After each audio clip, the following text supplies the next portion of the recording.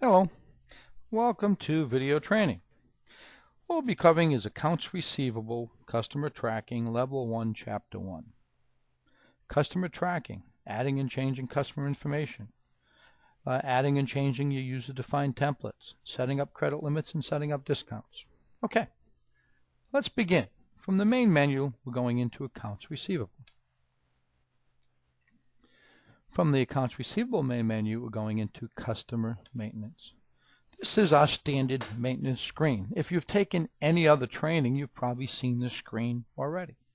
This is the exact same screen that the POTS people see when they're adding customers. It's the same screen that the service people and also the unit sales. Now, they may have certain fields disabled. For example, lots of times POTS people aren't allowed to set credit limits. They're not allowed to set discounts. Same thing with service. So those are options that you have set, whether they're allowed, whether they're not. You can disable whatever field you wish so that they cannot update those fields. So maybe you're the only one that can. Okay, let's begin here. First thing you may want to do is just hit the Help key, and it'll tell you what all the different fields are used for. Also, we have the Getting Started guide for Accounts Receivable, Customer Tracking. First thing it wants is a customer number. Most of our customers use the telephone number to track customers. You don't need to. Actually, if you leave that blank and just hit the Enter key, it will automatically assign a number. It's just going to be a sequential number, and it'll just keep assigning its own number. So if you want the computer to assign number, just leave that 0, just hit the Enter key. Most customers, like I said before, use telephone numbers, and I'm just going to tell you why they do that. The advantage of using that is it makes it much easier for POTS sales, anybody in the dealership. So when somebody walks up to the counter or even calls up on the phone, and you can just say, give me your telephone number, please. And you type in the telephone number, and now that customer comes up on the screen. It eliminates the embarrassment of saying, I'm sorry, I forgot your name. I'm sorry, how do you spell it? So it does make things a little bit easier, and it seems to be a way of life nowadays.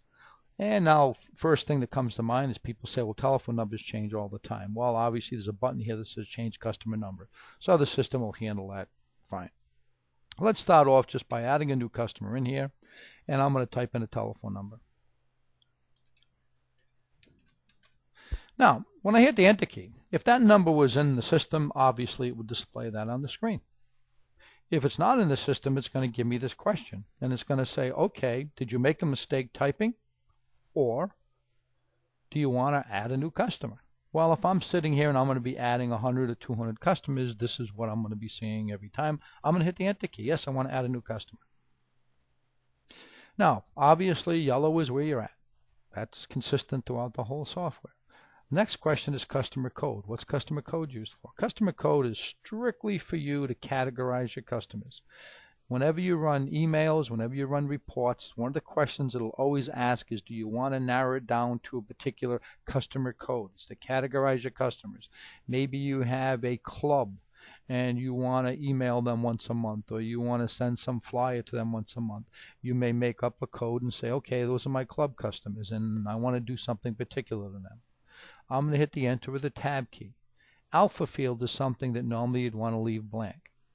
What it's used for example, if I type in a name here and I type in Joe Jones, what it's going to do is going to take Jones and put it in there and say, okay, I assume that if you're looking for an alphabetical listing, you're going to want to sort it by Jones. The only time you'd want to fill something in there, because that's normally what you want to do, is if you're doing a business. If I was entering a business in here and it was called the Supply Shop, if I left that blank, it's going to put shop in there and say, okay, that's how you want to sort it alphabetically. That may not be what I want. What I may want it sorted by the, or maybe I want it sorted by supply. It's only used if you're doing an alphabetical type report. This is self-explanatory. And obviously,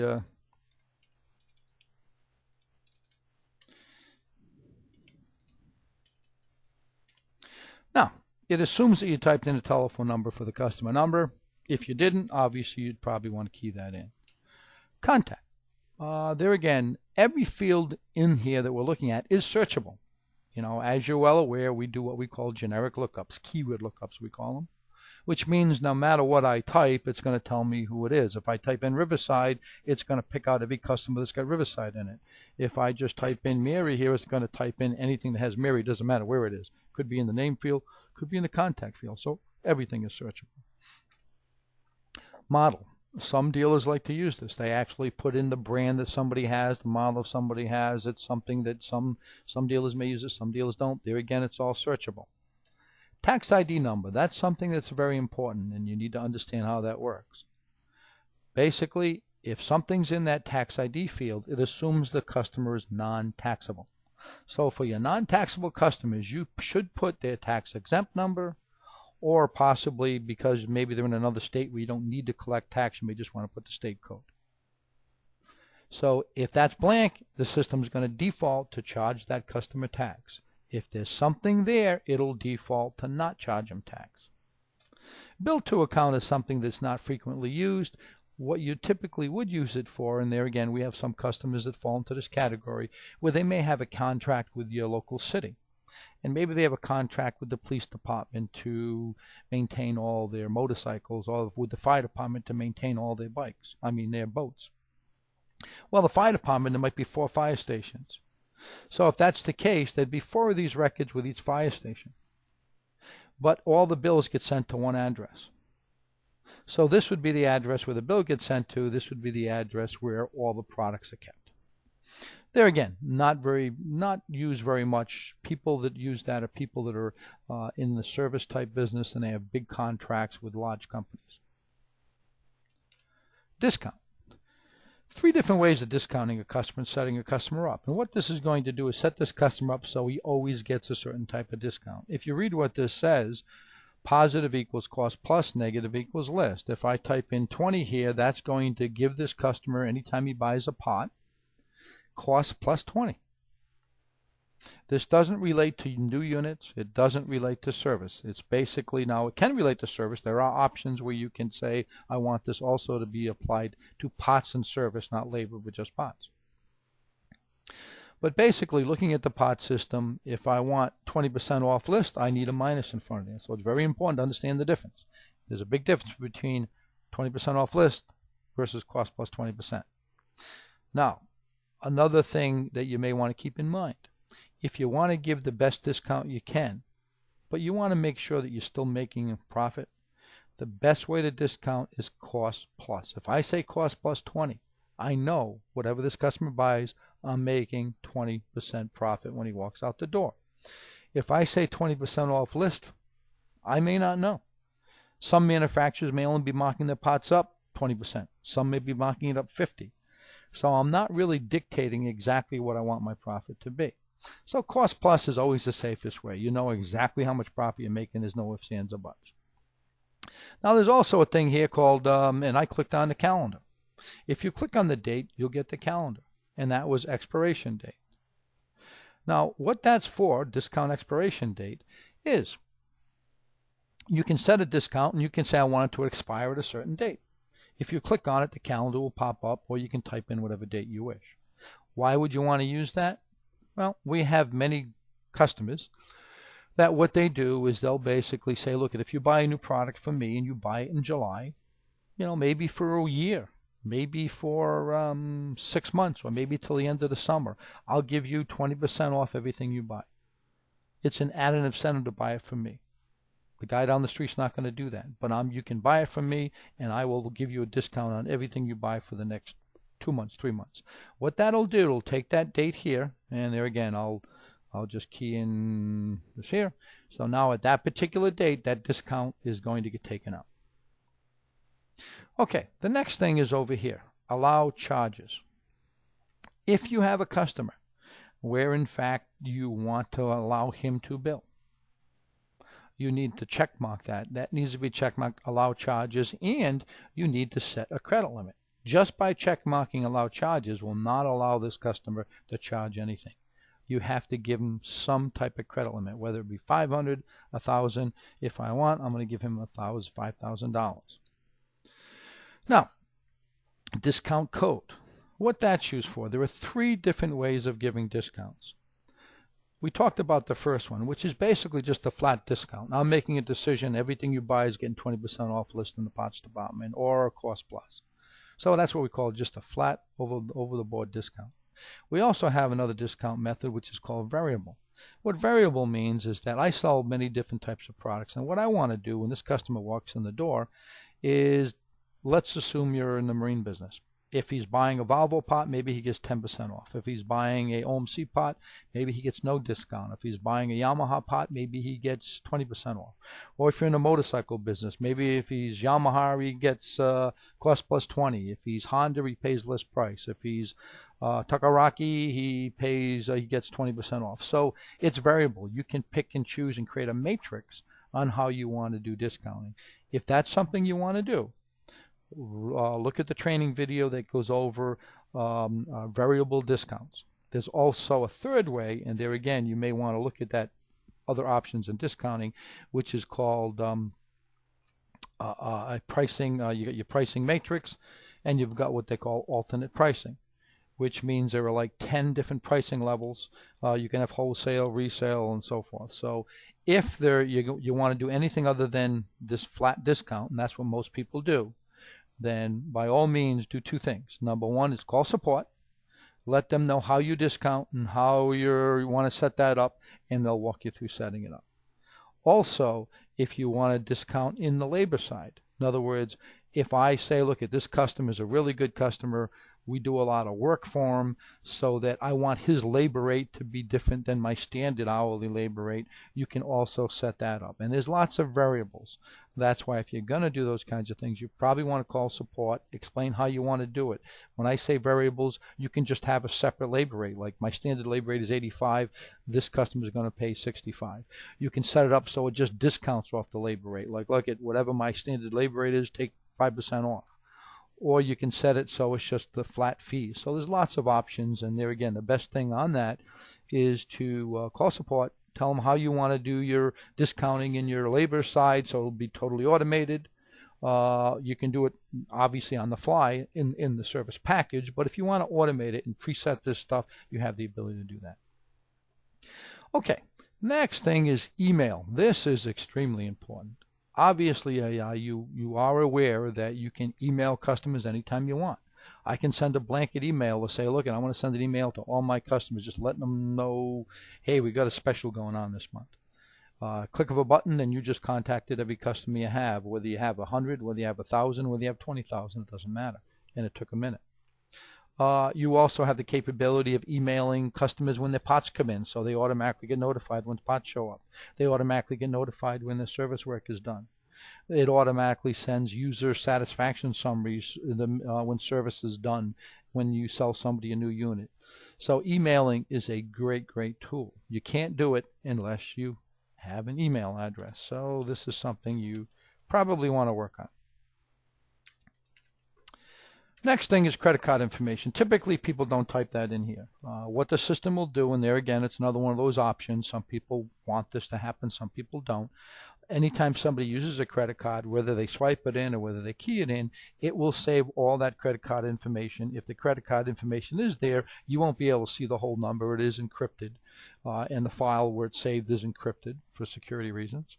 But some people like to do that because if people are using the same credit card over and over again, you can basically say, no, I don't really need it. Secondly, we have many customers where they have relationships with their customers that basically says, look, at the end of the month, I'm going to allow you to charge. But here's the deal.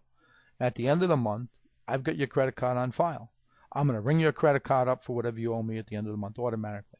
And what I'll do is I'll send you a statement so you can see what I rung it up for. You can see exactly what you paid for. But I'm, not going to send you a bill. You don't have to send me a check. It's just going to be an automatic thing. Makes it easy for everybody. There again, it's something that you can do. Some of these other things you may want to do here too. These check marks. Customer can be purged.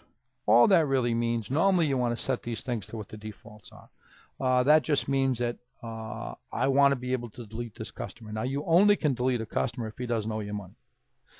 If anybody has a balance, they cannot be deleted, obviously. Print statements. In other words, at the end of every month, you're probably going to want to print statements if you're doing billing. If you're just using this for tracking customers, obviously it's not very important. But if you're billing people at the end of the month, you're typically going to run print statements and send them out, or email statements. There may be customers that you don't want to print statements for. For example, your warranty customers are going to be in here too. You don't want to print statements to your warranty companies. Also, there may be a customer who maybe he works for you. There's no reason to send them a statement when you can tap them on the shoulder and say, hey, look, you owe me money.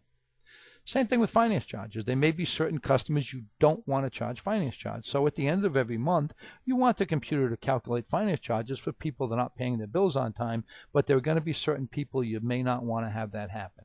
So in that's the case, you'd uncheck mark that. That means that this customer is never going to get finance charges calculated. Okay, when we've entered all the appropriate information we want, we're just going to hit one key here, add. Pretty simple. This is what I want to do. It's going to come up and it's going to say, okay to add, yes. Now, if I don't like what I did, I can hit delete. There's no balance on here. So I can delete this customer. Now that customer is now added.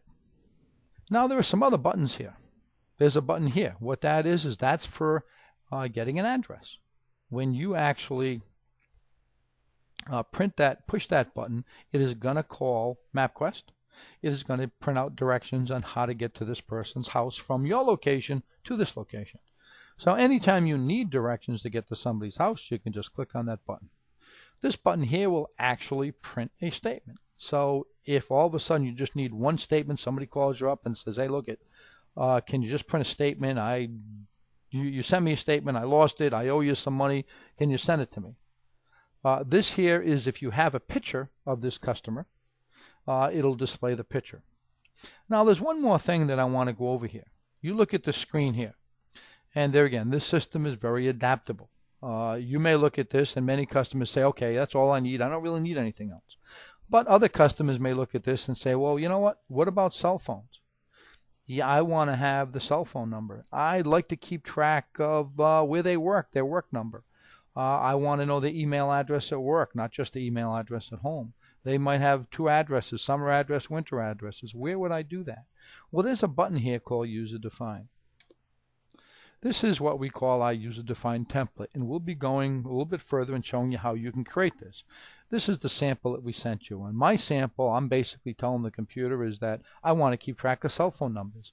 I want to know a summer address. I want to know a work address. I want the email address at work, an email address at home. All these things are searchable. So you can sit down and say, okay, what do we want to keep track of? There are other things we want to keep track of. The beauty part of it, you don't have to worry about it now. Maybe you're not even using it now. You just want to get your basic information and start using the system. But 6 months from now, maybe you'll start thinking about, well, you know what? It'd be really nice if we could get this type of information about our customers. You can go into the user-defined template anytime you want in what we call add fields. Once you add a field, that field becomes totally searchable. For example, if I type in a telephone number here, if I type that number in my search program, it's going to tell me exactly who it is. Now, the way this works is when you hit the Enter key, it's just going to walk down each field which you created, and we will be showing you how to create that. We also have keywords. Keywords is like image. Image means I want to attach a picture of this customer. And this works in all our products. You can do that with your pots. You can do that with your units. You can do that with service. You can attach as many pictures as you want. You also have the ability of attaching videos. Now we have keywords, and there again, it's in the documentation and the Getting Started guide. Image means I want to attach a picture. Video means I want to attach a video. Email means I want to have an email. And you can specify this is an email at work, this is an email at home. We'll be going over how to set this up. Okay. So now we've added our customer, we put all the customer information in. We'll be going over some of these other buttons that'll, on the next chapter. Right now, we just want to concentrate on just entering customers so that we put our customer in, we set our credit limit, we basically set our discount, and now if I have another customer that I need to do, there again, you type in a telephone number to show you how easy it is. I'm going to hit the Enter key. It basically says it's not there. It brings it up on the screen, and now I would just, enter my information, and you can put as much or as little information as you want. If you want, you could just put a telephone number, and all you really want to do is just track your customers and have email capabilities. So if they order parts, or they can't bill, they can't do anything, you don't want to give them discounts, you can answer as little as just putting the customer number in, which might be the telephone number, going over here and putting the email address,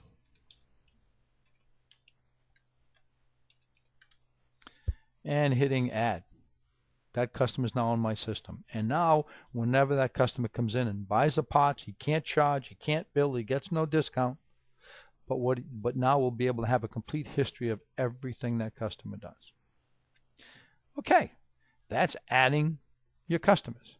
If you type in somebody that's in the system already and hit the enter key, you're going to get all the customer information. Obviously, this is the information on this customer. He owes me $1,700. Also, lookup. When you hit lookup, this is our standard lookup screen for customers. If you've done inventory training or any other training, you've seen the screen before. You have various ways of looking people up.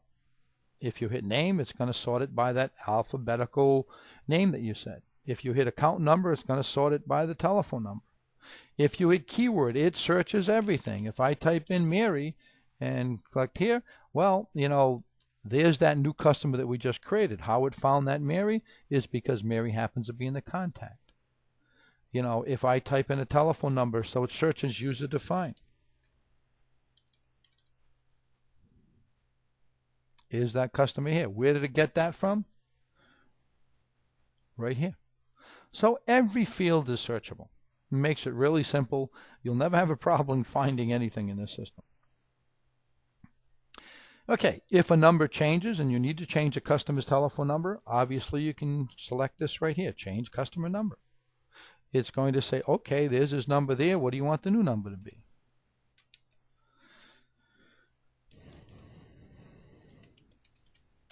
And it will actually go out through the whole system, and now this telephone number has been changed. Obviously, this is our standard. If you hit next, it's going to go through all your customers. Backwards, if you need to change something, you would type in the number or do a lookup. You would change what you need to change here, and you'd hit the change button. Okay to change? Yes. If I do this, and I change something, but I don't hit this button here, and maybe just hit next. If I go back there, we didn't do anything. It only changes it when you hit the change button. So you got next, you got backwards, you got lookup. Obviously, you only can delete a customer. You can clear the field. You can check to see if something's outstanding. For example, let's do a lookup, and we're going to look at Bird. Here's right here. Now, while I'm here, I'll just go over some of these things quickly. First of all, you've got some buttons here, obviously, email. If you have an email address, which we do, when you click here, it'll automatically just call your browser. For example, if I click here, it'll call your default browser. We happen to use Outlook Express. It's going to put his email address, and you can send whatever you want to send. If you clicked here, obviously that's your user-defined template. Now for Larry, we do have a picture. We also have a video of him. So because of that, I can click here and get a picture of him. We've got detail history. What detail history means is I just want to see everything that this customer's ever bought. Now it doesn't matter if he paid cash. We save everything. So this is the year-to-date recap, which gives me my totals. So this is just looking at 2 years. 2 years worth of information. It basically says, okay, in October he spent $669. In September, this is a floating calendar. This is 2008, this is 2007. It's just going to go around in a circle. That's year-to-date stats. Detail history is actually the detail invoice of every single thing the customer's ever done.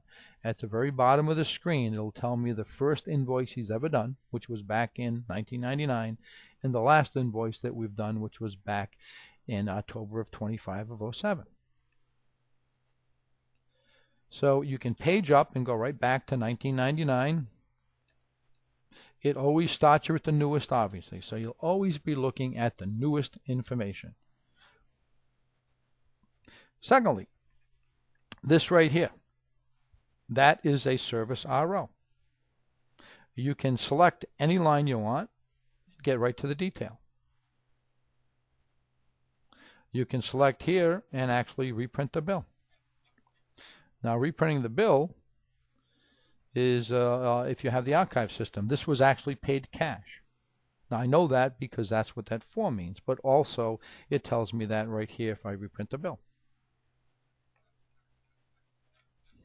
Actually, it tells me that he paid by check, and there's a check number. This is a POTS invoice, and the same thing is true. If I select it, it shows me a detail of everything the person bought. It tells me who the salesperson was. It also tells me the actual time. It was 3:10 in the afternoon. If I want to reprint that invoice, there again, I can select that, print invoice. And here's my invoice, my original invoice that was printed. Finance charges. So you can look at something and see where it came, cash payments, and you can select anything you want. We'll be going over other features in here later. So we're just doing a couple of basics here. Outstanding just lets you know if there's anything outstanding on this customer. For example, it'll search as that he owes you money. In this case, he owes me $2,200. It'll also look to see if he's waiting for any pots that might have come in. It's going to look and search to see if he gave us any deposits for a major unit, or we quoted him something, or if there's something available in service. So outstanding checks everything about this customer to see if there's anything that we need to know about. Hey, there's something in service we're working on. It may be done, it may not. There's some pots that that he ordered that haven't come in yet, or maybe they have come in. So outstanding will check anything you want for the customer. Okay, so this is a convenient screen to kind of go in, add your customers. It's relatively simple. There again, if I want to add a new customer, you type in a number, you hit the enter key. It's not out there. You fill in the information, new customer 2. Put in as much or as little as you want. When you've keyed all the information in that you want, you're going to hit F4. That customer is now in my system, and now I can just go through the same process. So if you've got 100 customers or 200 customers, it really doesn't take long to put them in. Okay, this concludes this section. What we'll be going over next is creating that user-defined template. Now, we looked at that user-defined template in here, obviously. How do I set that up? Now, you set that up by going here, Workstation and System Options. And in Workstation and System Options is a thing called User-Defined Record Setup. And this is pretty much the same for all modules. And what we're setting up here is other information we want to keep track of for the customers. Now, keep in mind, things are separate. We have a customer database, and then we have a product database. So that typically, you probably don't want to put a lot of things about what his product is, because that's going to be in his product database, and they're tied together. So I'm going to go into here, and this is the record that we're looking at. And this is our template that we send you. So you can change this to anything you want. Now, what's important here is understanding how this is laid out. When we navigate through this screen, it's going to start here and go down. So the fields that are most important to you, that you feel that you're going to be entering data in on a regular basis, you want over here on your left-hand side. The things that aren't that important, that maybe you're only going to put occasionally, are going to be on the right-hand side. And obviously, you can create as much as you want. You can go as many pages as you want. So if maybe I want to keep track of cell phone, that's important. Maybe I don't care about summer address, and I want to keep track of whatever. You can type in whatever you want here. And there again, I'm just typing in this here, and you're defining your own fields and you're naming them. Now, you can string fields together. For example, this is an email address, but I realize email addresses, each one of these blue lines are going to be 30 characters long, and I realize that an email address could be up to 120. So I'm stringing these together. So this one field is actually strung together as one. So it's very, very flexible. You can, number one, go in and give it any name you want, call it whatever you want. You can make it so that these things print out when they need to get printed out. Also, pay attention to keywords. If you want to attach a picture of your customers or attach a picture of your products, use the word image. When you double click on that field, when you're adding the information, it will give you a Windows dialog box that'll be searching, looking for an image file. And now you can just click on the file that you have out there that you want to attach to this, and it'll be attached. Same thing with videos. Okay, so this is very, very flexible. You may want to change this. You may want to clear this out and change it to what you want it to be. You don't have to do this up front. There again, what we want you to concentrate on is just getting the system implemented and running. And you know what? You'll be getting so much savings on time. You'll have plenty of time to think about what you want to create for fields, and you can add them later on. It's not something you have to really do instantaneously. When you're changing this stuff, obviously, it's just like all of us. You got to hit the change button. Okay to change. Yes, I do. And now these fields are now changed. And if we go back in now to our maintenance screen and we look up a customer, obviously when we look at user defined, now we change the names of those fields. Okay, so what we've covered here is obviously setting up your user defines. The only thing you probably want to do is, if you're just not going to use that flat discounting and you want to create what we call a discount matrix, and you're doing a lot of variation on discounting in service and things like that, and you want to set it up by customer, obviously you can do that in the fly when you're in the module. Then you probably want to call up support. Let us know how you do it. There's many, many options on how that works, and we can set the options so it works best for you. Okay, this concludes this section, and now you can move on to the next section.